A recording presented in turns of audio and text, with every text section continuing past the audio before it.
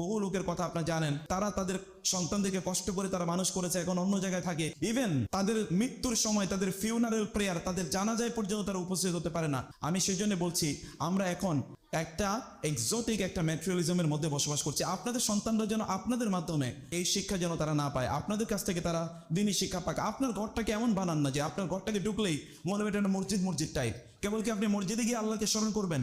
আপনার ঘরটাতে ঢুকলেই যেন মনে হবে যে এটা যেন একটা মাদ্রাসা টাইপ। একজন ঢুকলেই মনে হবে যে এটা তো দেখি একটা ইসলামিক একটা এনভায়রনমেন্টে আমি প্রবেশ করেছি। যিনি আসলেন তিনি আপনার ঘরে ঢোকার পর একটা দাওয়াত পেলেন। আপনার ঘরে অন্যান্য বইয়ের পাশাপাশি সাইড বাই সাইড সেখানে যদি কোনো লাইব্রেরি থাকে, সেখানে দিনী বই থাকুক, কোরআন থাকুক, সেখানে কোরআনের তাফসির থাকুক, হাদিসের বই থাকুক, রাসূলের জীবনী থাকুক, অন্যান্য দিনী বইগুলো থাকুক। আলাদা একটা কোয়ার্টার, একটা কর্নার রাখবেন।